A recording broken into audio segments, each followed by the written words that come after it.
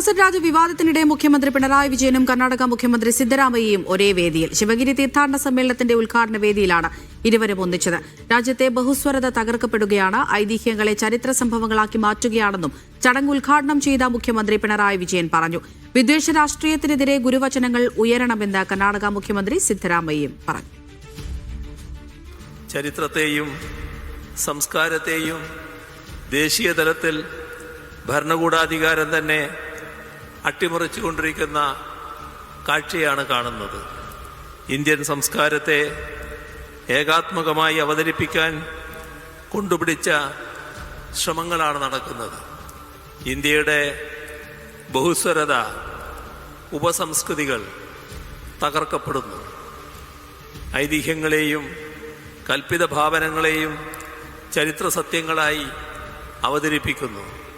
മനുഷ്യന്റെ യുക്തിചിന്തയെയും സ്വാതന്ത്ര്യദാഹത്തെയും ചങ്ങലക്കിടുകയാണ് ലക്ഷ്യം.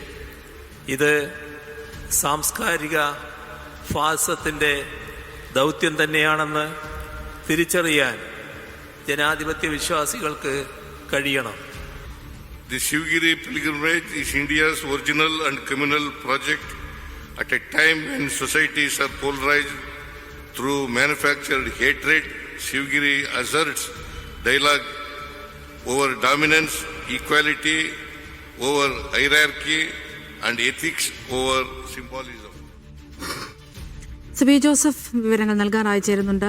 സിബി, അവിടെ ഉദ്ഘാടന ചടങ്ങൊക്കെ പൂർത്തിയായോ? നമുക്കറിയാം, ഈ കർണാടകയിലെ വിഷയമൊക്കെ ഇങ്ങനെ കത്തി നിൽക്കുന്ന സമയത്താണ് ഇരു മുഖ്യമന്ത്രിമാരും ഒരേ വേദിയിൽ എത്തിയിരിക്കുന്നത്. തീർച്ചയായും ഇന്നിപ്പോൾ ശിവഗിരി തീർത്ഥാടനത്തിന്റെ ഈ ഒരു ഉദ്ഘാടന പ്രസംഗത്തിൽ അല്ലെങ്കിൽ ഉദ്ഘാടന സമ്മേളനത്തിലെ ഏറ്റവും പ്രധാനപ്പെട്ട കാഴ്ച അത് തന്നെയായിരുന്നു. കർണാടക മുഖ്യമന്ത്രി സിദ്ധരാമയ്യയും മുഖ്യമന്ത്രി പിണറായി വിജയനും ഈ കർണാടകയിലെ ബുൾഡോസർ രാജിന് ശേഷം ഒരേ വേദിയിൽ വരുന്നു എന്നുള്ളത് തന്നെയായിരുന്നു ഏറ്റവും പ്രത്യേകത. പക്ഷേ ഇരുവരും ഈ ബുൾഡോസർ രാജിനെ സംബന്ധിച്ച് ഒരു പരാമർശം പോലും മുഖ്യമന്ത്രി പിണറായി വിജയൻ നടത്തിയിരുന്നില്ല.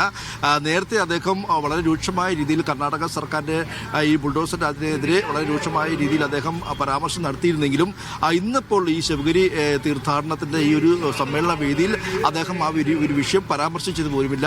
മറിച്ച് കേന്ദ്ര സർക്കാരിനെതിരെ അതിരൂക്ഷമായ വിമർശനമാണ് അദ്ദേഹം നടത്തിയത്. പ്രത്യേകിച്ച് വിദ്യാഭ്യാസ രംഗത്തെ പോലും ഇത്തരത്തിൽ ഈ ചരിത്രങ്ങൾ പോലും അല്ലെങ്കിൽ ഐതിഹ്യങ്ങളെ ചരിത്രങ്ങളാക്കി മാറ്റുന്നു, അസംബന്ധങ്ങൾ കുട്ടികളെ പഠിപ്പിക്കുന്നു, അങ്ങനെ ഒരു നൂറ്റാണ്ടിന്റെ പിന്നിലേക്ക് വിദ്യാർത്ഥികളെ കൊണ്ടുപോകുന്നു എന്നുള്ള രീതിയിൽ അദ്ദേഹം വളരെ രൂക്ഷമായ വിമർശനം നടത്തുകയും ഗുരുദേവന്റെ ആ ഒരു ദർശനമെല്ലാം തന്നെയും ഇന്നത്തെ കാലഘട്ടത്തിലും ഏറെ പ്രസക്തമാണെന്ന് അദ്ദേഹം പറഞ്ഞു വെക്കുകയും ചെയ്യുന്നു.